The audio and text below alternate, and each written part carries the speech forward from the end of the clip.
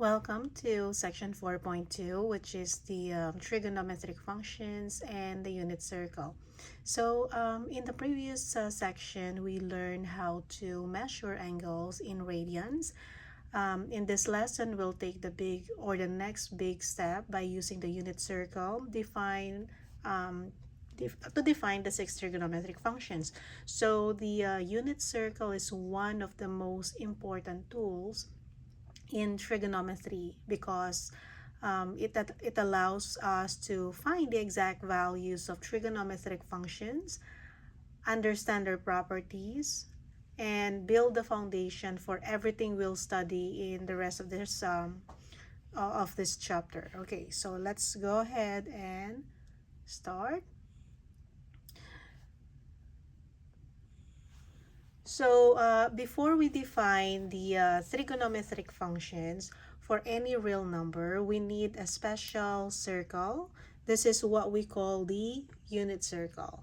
So the unit circle has a radius 1 and centered at the origin.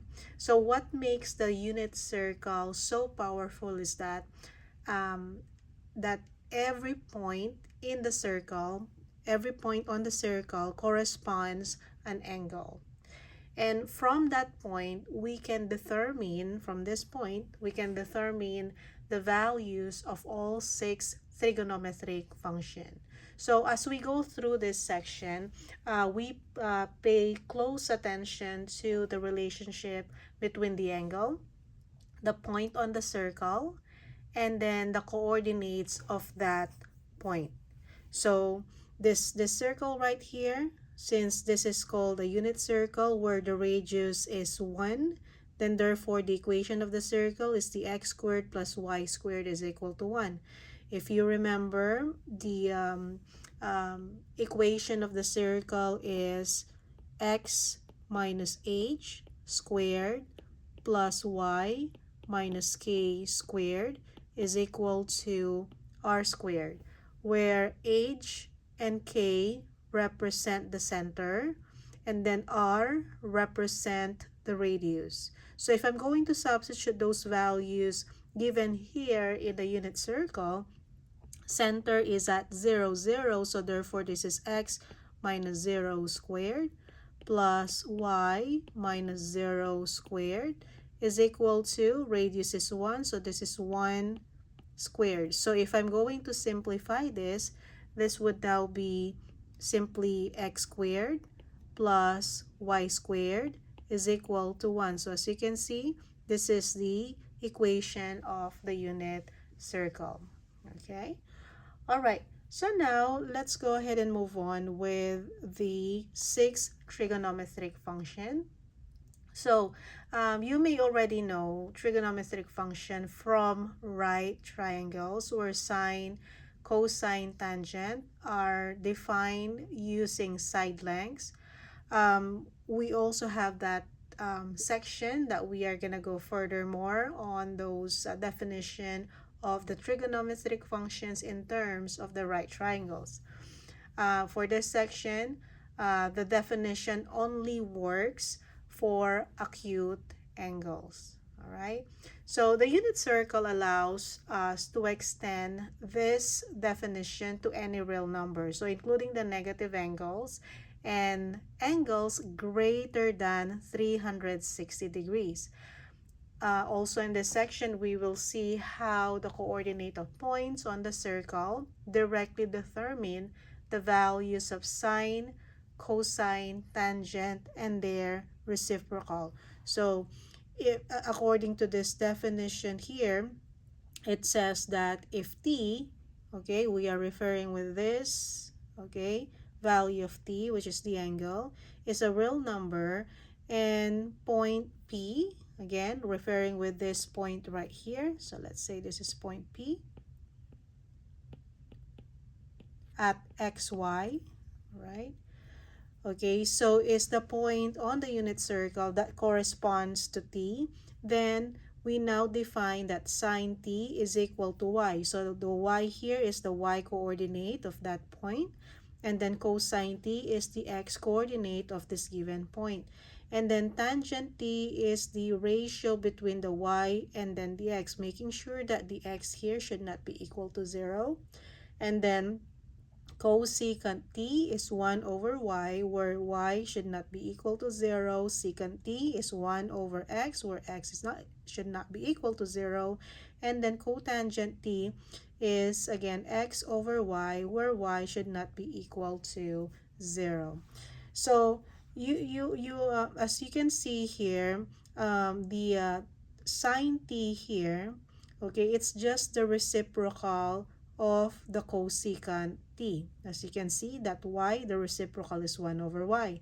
And cosine t, the reciprocal of that would be the secant t, which is the 1 over x from the value of cosine t, which is simply x. And then the reciprocal of tangent t is simply cotangent t. Okay, so you can see this is y over x, reciprocal of that becomes x over y. And then also lastly in this section, we usually write those name of the trig function in their respective abbreviation. So sine, we are just writing it as sin, but we are still reading it as sine. Cosine is COS, tangent is TAN, and of course the cosecant is CSC, secant SEC, and then cotangent COT. Okay, so again, usually we use abbreviation in order for us to write those trigonometric function in a shorter statement. All right. Okay.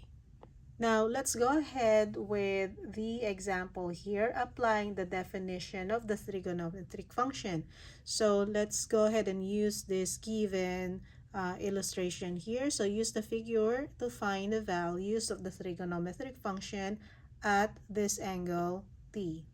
So, in this case, first thing, for example, we have here that sine t.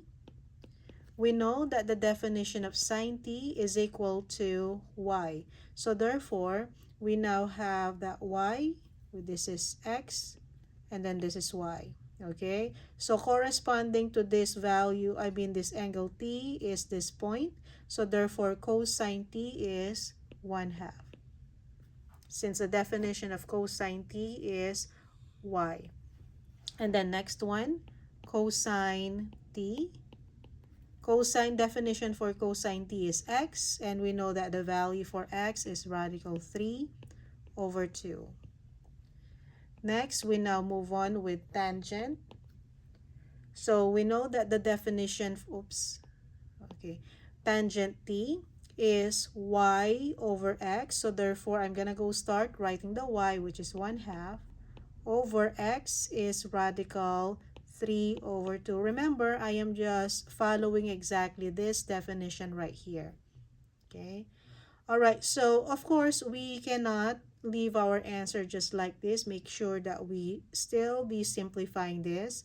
So, this is now equal to the same thing as 1/2 times the reciprocal of this, 2 over radical 3. In this case, I can just cancel the 2. So, now I have 1 over radical 3. And then remember in algebra, okay, let me just make this. Okay, so remember in algebra that if you have a radical in the denominator, we cannot leave this as our final answer. Okay, so in this case, what we are going to do is we are going to rationalize the denominator by multiplying the exact denominator here. And so, we know now that 1 plus the radical 3, we know this is radical 3, over radical 3 times radical 3 is radical 9, and radical 9 is simply 3.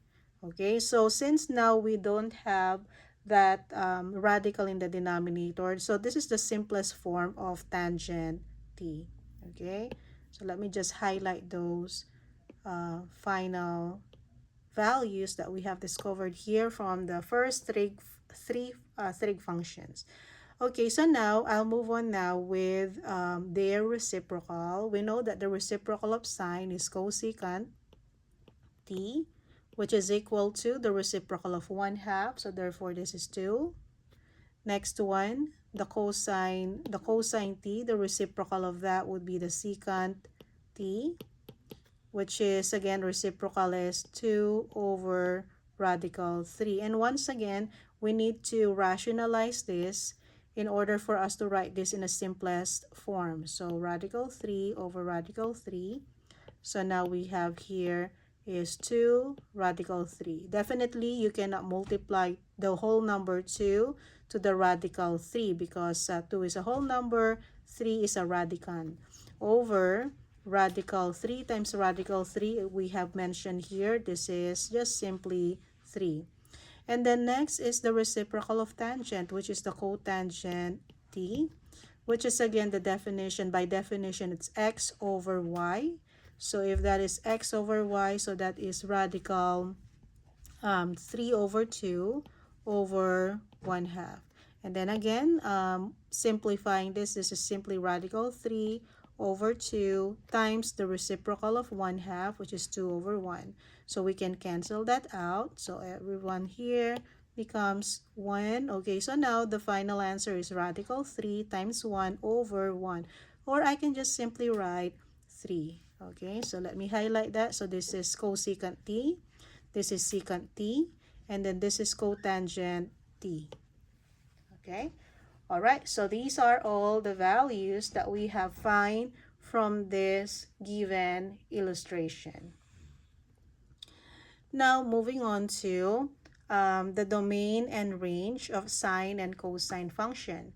Now that we know how sine and cosine are defined on the unit circle, let's go ahead and examine where this function can exist and what values they can produce. So understanding the domain and range of trigonometric function is important because it helps us determine which inputs are allowed and what outputs are possible. As you will see, and sine and cosine can accept any real number as input, but their output are always restricted with -1 and then 1. Okay, so as you can see there, the input for the sine and cosine function, it's all real numbers. And then for the output, it is restricted from -1 and 1 inclusive. Okay, inclusive meaning to say that the -1 and 1 are included. Okay, all right, so next one, let's go ahead with the exact values of the trigonometric function at pi over 4. Please take note of this. We will be using this whenever we are analyzing whether the sine and cosine function are existing or not. So for the one of the goals for the trigonometry, or one of the goals of trigonometry, is to find exact values without relying on a calculator. Certain angles appear so frequently that their values should become familiar with you. The angle pi over 4, or simply this is also 45 degrees in degree. 45 degrees is one of the most important angles on the unit circle. So in this section, we will use the geometry to determine the exact values of all 6 trigonometric functions at this angle. Okay, so for example, we have here the pi over 4, or the 45 degrees. I'm gonna go ahead and start with the equation of the circle, which is we have mentioned that this is x squared plus y squared is equal to 1.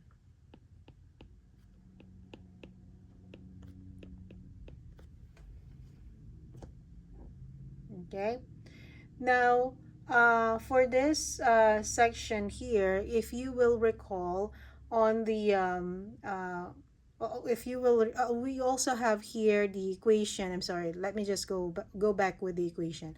So we do have here another equation, which is the y is equal to x.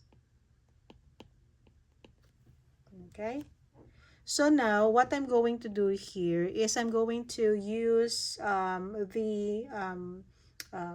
the substitution method under the algebra. Okay, if you can recall the systems of equations from algebra, that's what I'm going to do here. So for me to solve the value for x or value for y, I need to make sure that this statement will only have one variable. So I can make this one variable only using the second equation. So let me go ahead and replace the y with x, because anyway y is the same thing as x. Okay, so now I can say that this is x squared plus x squared is equal to 1. Okay, why am I using the y is equal to x? I can use that because anyway y is equal to x lies on the circle. Okay, all right, so now we have here x squared plus x squared is 2x squared is equal to 1. Dividing both sides by 2, now we have x squared is equal to 1/2. Now I'm going to get rid of this positive 2 right here. So therefore, sorry, the exponent 2. So therefore, I'm going to get the square root on both sides. So therefore, there is a plus and minus sign.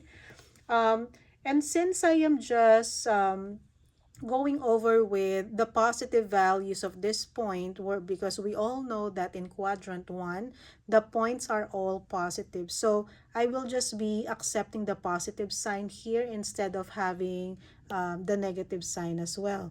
So now we have x is equal to square root of 1 is 1, square root of 2 is radical 2, and remember we cannot leave this as final answer because it has a denominator radical. So I'm going to rationalize this by multiplying radical 2 for both. So this is now radical 2 over radical 2 times radical 2 is 2.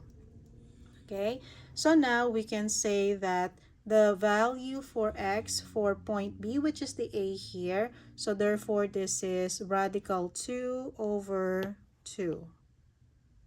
Okay, now how about the value for y? Since we have already mentioned here that y is just the same thing as x, so therefore y is also radical 2 over 2. Okay, let me go back with the question if we already have answered it. So trigonometric function at t is equal to pi over 4 occur frequently. So we use the unit circle to find the values of the trigonometric function at t is equal to pi over 4. Okay, so now since we already have the values for x and y, we can now start writing the definition, or the definition for each of those trigonometric function.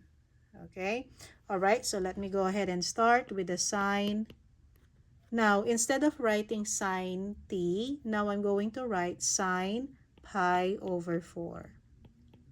Okay, remember sine pi over 4 by definition that is the value for y.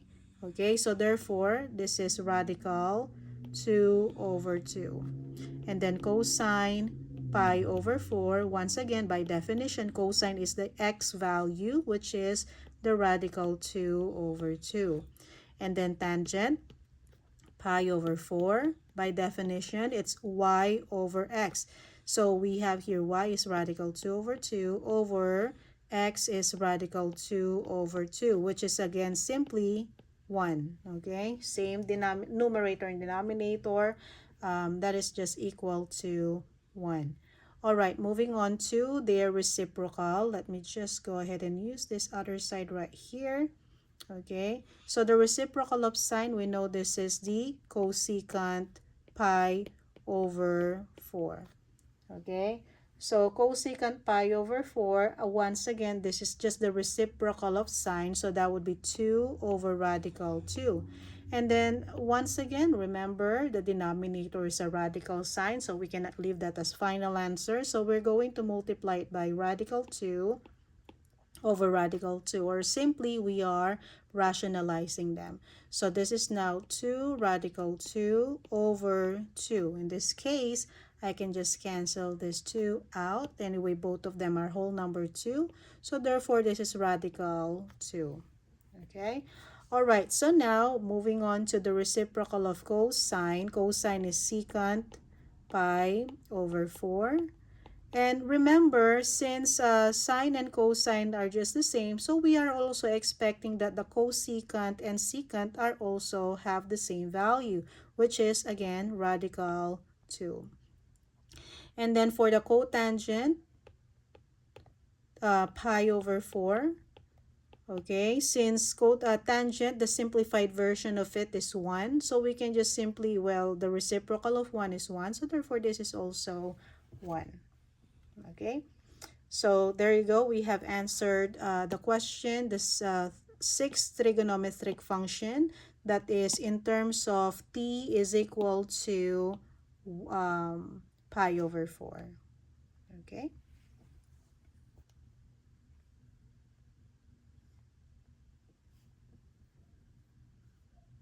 Oh, I think this example right here are the ones I answered on this section. Okay, I just provided additional space here. Okay, moving on to the odd and even and odd trigonometric function. So have you ever wondered what happens when we replace an angle with its negative? We have learned from the last section that the sign of the angle, whether it's positive or negative, that would tell us the rotation of its terminal side. So many functions in mathematics have special symmetry properties. So some are called even function, while others are called odd functions. So trigonometric function also follow these patterns, and recognizing them can help us evaluate expression much more quickly. So let's see which trigonometric functions are even, which are odd, and how this property simplifies our calculation. So from this given function right here, as you can see that the even function here are the cosine and then secant. So whether you have positive or negative angle, they are just equal value. Remember, by definition, cosine is the x coordinate. And then its reciprocal would be, again, having that negative and positive angle. They will just give you exactly the same value. Now, for the remaining trigonometric functions such as the sine, cosecant, tangent, and cotangent, they are considered as odd function. Why? Because if you have this negative angle, then therefore this negative angle here, that gives you the entire function a negative sign. Okay? And that would be similar with the rest of the function here. Let me just go ahead and illustrate the first group, which are the even function. So I'm just gonna go ahead and take the pi over 4. Okay, so if I have this, if I have this coordinate plane, this is the x, this is the y. So if I have an angle that is pi over 4, okay, standard position, okay, pi over 4, let's say this one, pi over 4. So rotating it counterclockwise since it's positive. And we know that the point of pi over 4 by the unit circle is radical 2 over 2 and radical 2 over 2. Okay? Now, if I'm going to rotate this, let's say I want to rotate this by negative pi over 4. That means to say I am rotating it clockwise. So again, this would be the point, the vertex, and then the initial side, and then the terminal side over here, rotating it with negative pi over 4. And then the point right here, what is it? It would be the radical 2 over 2. It's still positive because it's in quadrant 4 for the x coordinate. And then for the y coordinate, that becomes a negative radical 2 over 2. So as you can see, if we have the cosine negative pi over 4, is it equal to cosine pi over 4? Yes, because look at those x value right here. They are just equal. Okay, let me just go ahead and write that. Okay, so if I have here that cosine negative pi over 4 equals cosine pi over 4. Okay, cosine negative pi over 4 is right here. So what is the x value? Remember, cosine is the x coordinate. It's radical 2 over 2. Okay, how about the positive angle? The x coordinate there is radical 2 over 2 as well. So there you go. Yeah, it is correct. So that is why they are called even function. Okay, now for the sine, let me take a look at with this sine function here. According to this equation, that sine having a negative pi over 4 is equal to negative of the entire function with a positive angle. Okay, let's check. Let's go ahead and use this portion right here. So we have here the sine negative pi over 4. We have here the negative sign of the y. By definition, remember, sine is the y coordinate. So we have here negative radical 2 over 2 is equal to, I'll keep that negative sign, and then sine pi over 4, which is the y coordinate. There you go, it's radical 2 over 2. So as you can see, both of them have the same exact value. So again, these are what we call the odd function. Okay, so let me go ahead and apply further for this example. So let's say you have the secant pi over 4. So since secant is an even number, sorry, an even function, so therefore this is just the same thing as secant pi over 4. They are equal. I have proven that already using this illustration right here and using the cosine and the sine. And then I have answered this already, the sine negative pi over 4. So since sine is under odd function, so therefore this would be negative. And then we'll have here the sine positive pi over 4.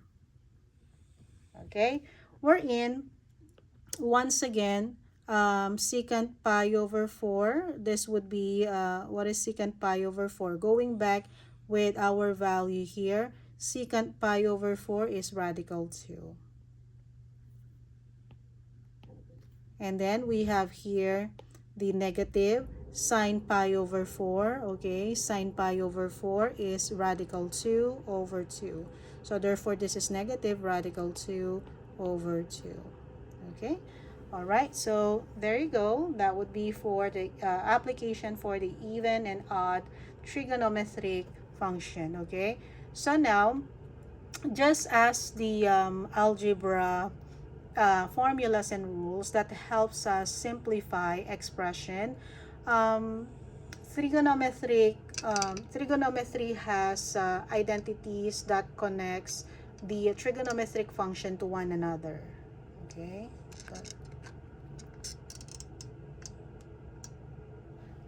all right, okay.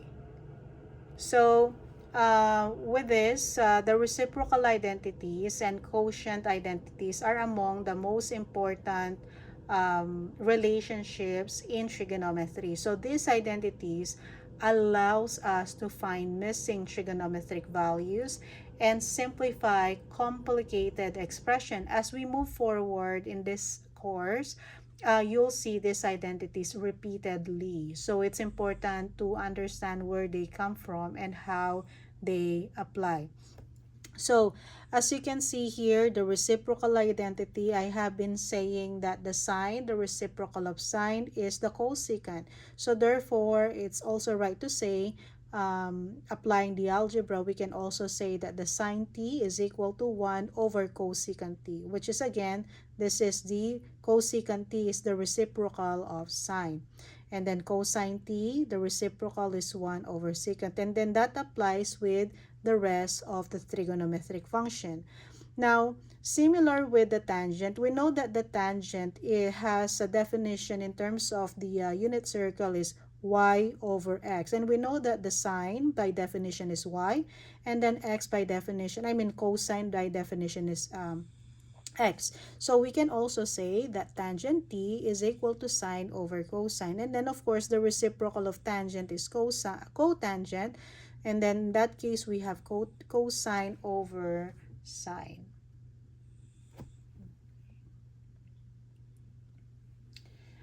Okay, so given, let's go ahead with the application of the given identities using the quotient and then reciprocal function. So given sine t is equal to 2/3, and then cosine t is radical 5 over 3.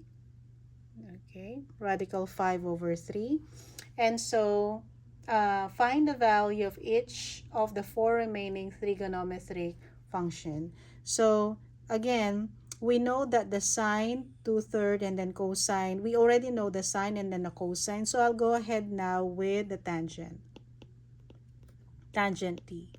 We know that by definition tangent t is sine t over cosine t.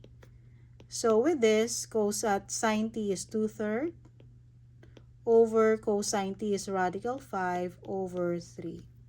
I can just use the technique of, if you do have exactly the same value for the denominator for the complex fraction, you can just cancel that out. Okay, so now this is 2 over radical 5. And then once again, we need to rationalize this. We cannot leave that radical in the denominator. So we are going to multiply by radical 5. So now we have 2 radical 5 over 5. That is for the tangent. Now for the other remaining function, for example, we have the secant, or I'll start with the cosecant. Cosecant t, wherein once again cosecant t is simply the 1 over sine t. And sine t is 2/3. Then I can just make this a reciprocal, so this is 3 over 2. Okay, next, reciprocal of cosine is secant t, which is equal to 1 over cosine t. Again, this is 1 over radical 5 over 3, which is again now reciprocal of the denominator. It's 3 over radical 5. Again, we just need to rationalize this. I'm just going to go multiply by radical 5 over radical 5. So now we have 3 radical 5 over 5. Oops, I'm sorry. There you go. Or let me...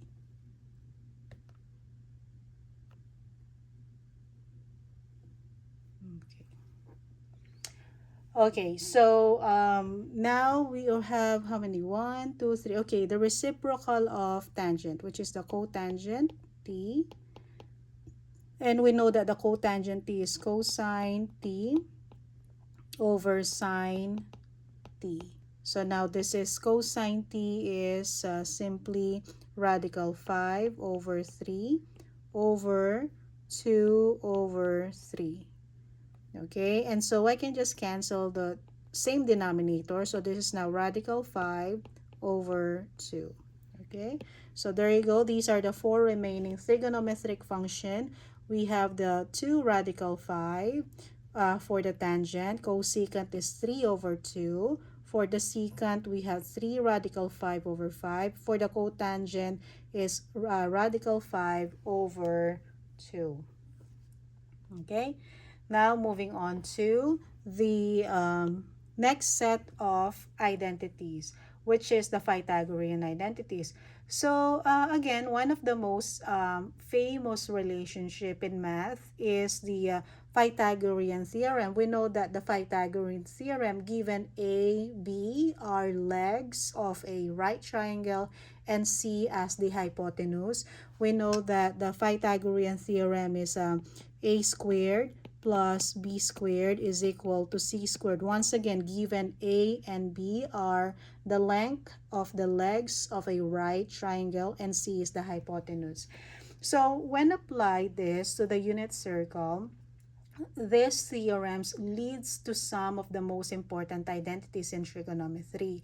So these identities help us find unknown trigonometric values from foundations for many future topics in pre-calculus and calculus. So let's see how the geometry of the unit circle gives the rise of this powerful formula. So remember, these are the Pythagorean identities. We have here the sine squared plus cosine squared is equal to 1.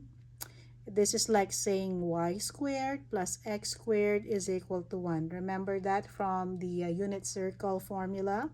And then we have here the 1 plus tangent squared t is equal to secant squared t. And then the other one here is 1 plus cotangent squared t is equal to cosecant squared t. Okay. All right, now let's take a look at the example. So using Pythagorean identity, given that the sine t is equal to 1/2, let me move that, is equal to 1/2, and then we have limitation for t that t should only be from 0 to pi over 2. Find the value of cosine t using a trigonometric function or identity. Okay, so in this case, we know that I'm gonna go ahead and start writing the sine and then cosine. So we'll have here that sine squared t plus cosine squared t is equal to 1. Okay, so why am I using this? Because we do have value for sine. In that way, we can solve for the value for cosine. Okay, and then also in trigonometry, if you'll notice, this squared right here is simply saying you just need to square the sine t.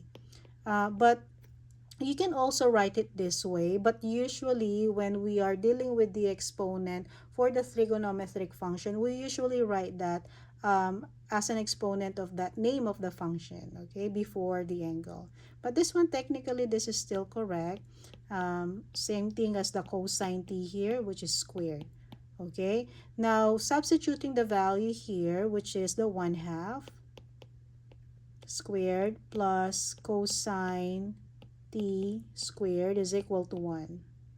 Okay, so now we can say that this is 1/2 squared is 1/4 is equal to, oops, not yet equal, but we have plus cosine t squared is equal to 1. Okay, so now we have cosine t squared is equal to 1 minus 1/4. I subtracted both sides by 1/4. Okay, so now I have cosine t squared is equal to 1 minus 1/4. We know this is 3/4. Imagine that 1 is 4 over 4 minus 1 over 4, so 3/4. And then now we get to remove that exponent. Okay, so this is now cosine t is equal to, well, in this case, we are going to accept the positive sign in here. I'm gonna go ahead and explain why. So radical 3 over radical 4 is 2, so I'm just gonna go ahead and write 2. Now, what is the reason why I just accepted the positive sign from here instead of the negative sign? Because remember, we have here a condition that t must be located from 0 to pi over 2. And we know that the angle, okay, let me draw it on here. The angle from pi over 2 is, from 0 to pi over 2 is in the quadrant 1 or first quadrant.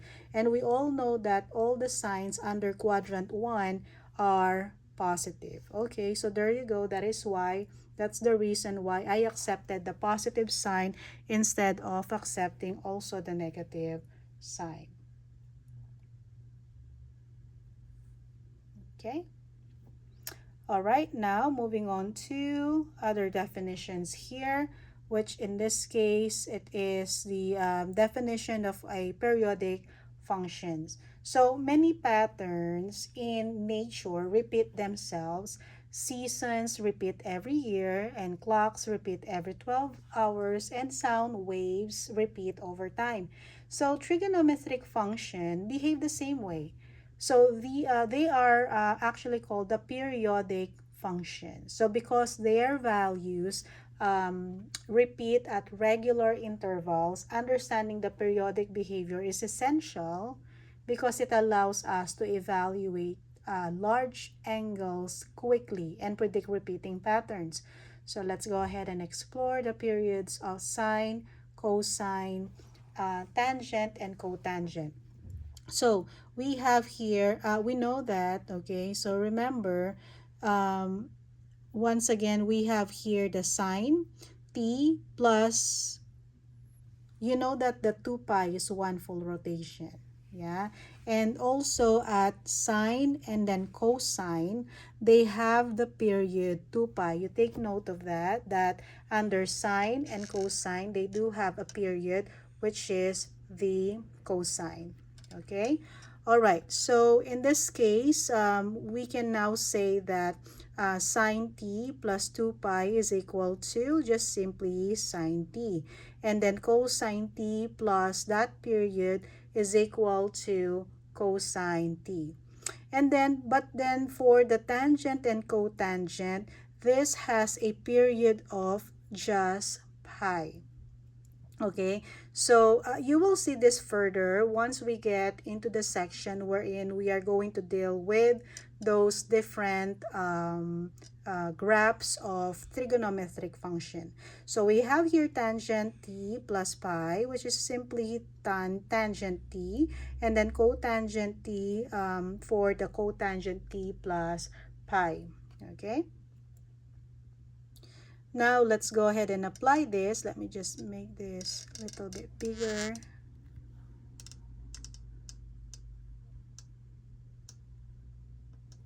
All right. Okay. So for example, we have here the cotangent 5 pi over 4. Okay, so now we know that the period of cotangent is pi. So what I'm going to do is I'm going to expand this 5 pi over 4 in a way that I will see that period happening here from the cotangent. So we have here that cotangent, cotangent 5 pi over 4. I can just rewrite this as pi over 4 plus 4 pi over 4. These are just the same, right? We have here 1 plus 4 is the same thing as 5. Okay, so now we have here cotangent pi over 4 plus pi. I am just simplifying 4 pi over 4. As you can see, that pi here is one period for cotangent. Yeah. So I can also say that applying this rule, that cotangent t plus pi is simply having cotangent t, which is this angle. Okay.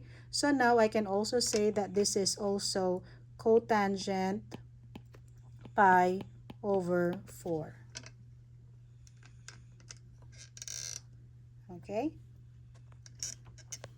This is also cotangent 4.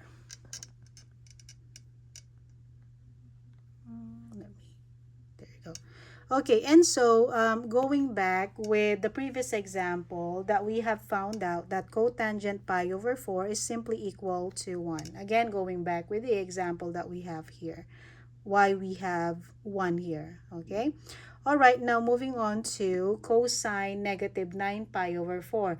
Let me just go ahead and apply the odd and even function. Remember, cosine function is an even function. So if I'm going to change this into positive angle, so it would be exactly the same thing. So we will have here cotangent 9 pi over 4. Once again, I applied the even function. Okay, the idea of the concept of the even function. So now let me just go ahead and expand this, separating the period. So I can say that this is pi over 4 plus 8 pi over 4. Once again, this is the same thing as 9 pi over 4 because that is 1 plus 8, that is 9. So now we have here cosine pi over 4. Simplifying this will give me 2 pi. And again, I'm going to apply this portion right here. Okay, that cosine t plus that 1 period 2 pi, it's just the same thing as cosine t. So therefore, this is cosine pi over 4. And once again, I will just be applying the what we got from the value for the cosine pi over 4, which is in this case, this is radical 2 over 2. Okay. Let's apply this more for the following example.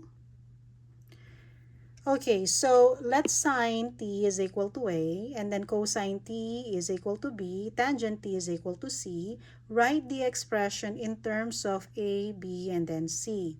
So what I'm going to apply here is also the odd and even function to avoid those negative angles, just like in this case. We know that sine function is an odd function. So rewriting this statement would give us a negative sign for the entire term. So this is now becoming negative 2 sine and then positive t. Okay, minus sine t. Okay, so now let's go ahead and replace sine t and then sine t over here, which is sine t, which is equal to a. So we'll have here negative 2. This is a minus this is a. Alright, so now we have negative 2a minus a is negative 3a. We have now expressed this statement in terms of a, b, and c, which is just simply a. Okay, next up, we have here the 9 tangent negative t minus tangent t. So first thing is to remove that negative sign of angle using the odd and even function. So we know that tangent is also an odd function. So if I'm going to make this a positive angle, the entire expression here becomes negative. So this is now negative 9 tangent t minus tangent t. Okay, and so we know that tangent t is simply c. So we have there 9, negative 9c. I replace this with c minus this would be now c. So this is now negative 10c. All right. Okay, let's have more of the example here. Example here. But before that, let's go ahead with the repetitive behavior of this given function. Okay, so once we understand periodicity, we can extend that idea even further. So instead of evaluating those large angles directly, we can often reduce them to simpler equivalent angles. So this behavior allows us to work efficiently with angles that may involve multiple complete revolution around the circle, around the unit circle.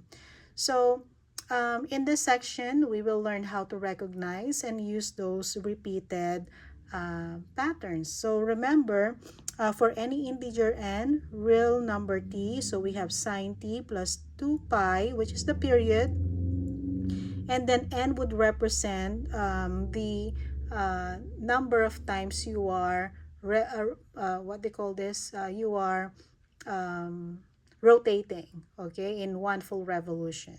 Okay, this is just equal to sine t, and then cosine t, the same thing, and then tangent, we know that the period is only pi there.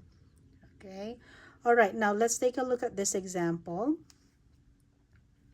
So sine t plus 8 pi minus cosine t plus 12 pi plus tangent t plus 7 pi. Okay, so let me go ahead and literally show you these statements right here. okay, in order for us to write this statement in just simply A, B, or C, not respectively, but A, B, or C based on this given statement. Okay, so we know that that's sine t here. Let me separate I'll separate the period from 8 pi. So this is t plus 2 pi, which is the period of sine. And so I'm going to multiply it. To make it 8 pi, I'm going to multiply it by 4. There you go. So 2 pi times 4 is the same thing as 8 pi. So minus cosine and then t plus, okay, I'll separate the 2 pi here. Okay, so that would be 6 plus tangent t, and then again the period is pi, and then times 7. Again, I'm separating that value of n here, which is the 4, the 6, and then the 7 from each of these terms. So you can literally see what I'm following here from those equations, okay? So now, I can now say that since I do have here that period 2 pi and then times that repeated revolution, so I can also say that this given expression here, I can just simply say it's simply sine t. Minus, same thing here, since I only have here one full revolution or period here, it's just multiply to any real number. Okay, so therefore I can also say this is just simply cosine t plus, okay, same thing, tangent t. Once again, I exactly follow what is written here from this given equation. All right. Okay, so let me go ahead and replace them with A, B, and then C. So sine t is A, minus cosine t is B, and then tangent t is C. Okay, so there you go. We are now able to write this in terms of A, B, and then C. All right, I think this is the last example. Oh yeah, we still have one more example here. Okay, let me just go ahead with this example. Okay, so let's sine t. Same thing, we are going to do it exactly the same thing with the previous example. So first thing, I am, like I did with the previous negative angles, I'm going to remove those negative angles. So now I have here sine, negative, I'm factoring out. Okay, and then same thing, factor out the negative. Okay, plus, factor out.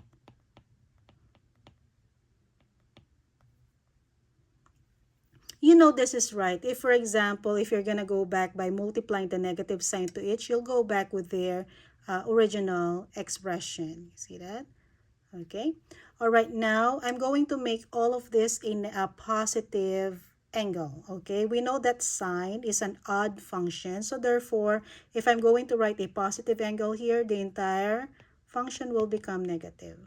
Just like this.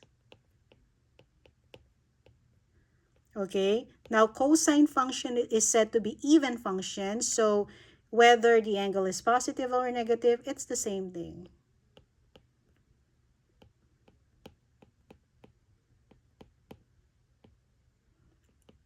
Next, for the tangent, we have here, tangent is an odd function. So therefore, this entire function right here becomes negative.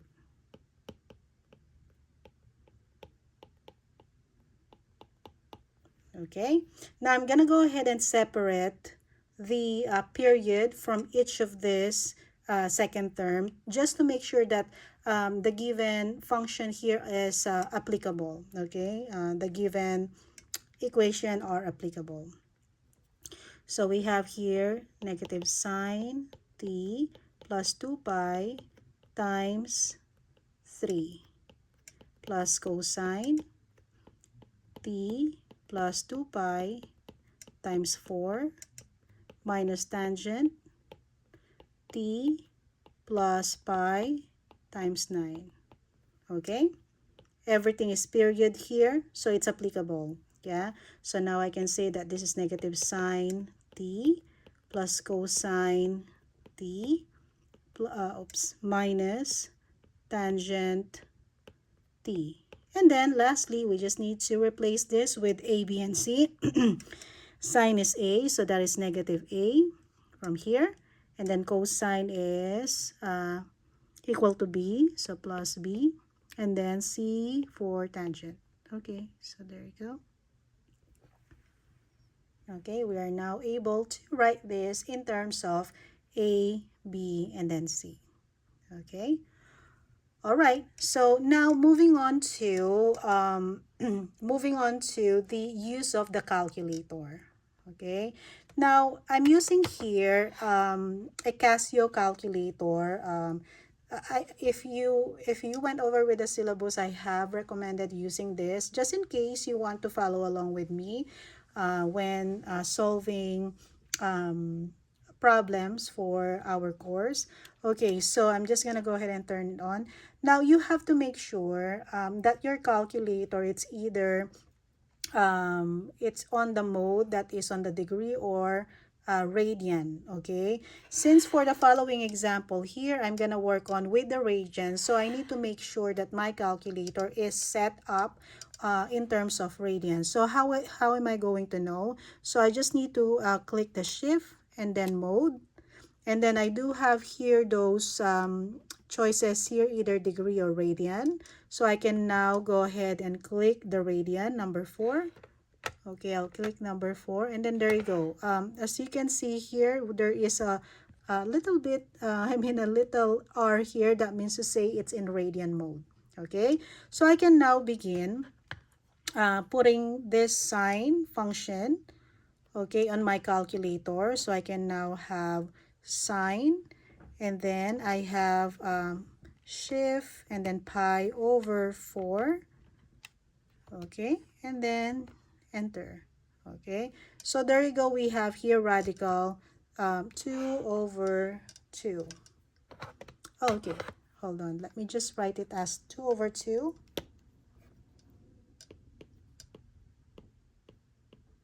Okay, but according to the problem, we want to write this in 4 decimal place. So on my calculator here, it has that option to change the fraction into decimal, which is this. Okay, so let me just click that.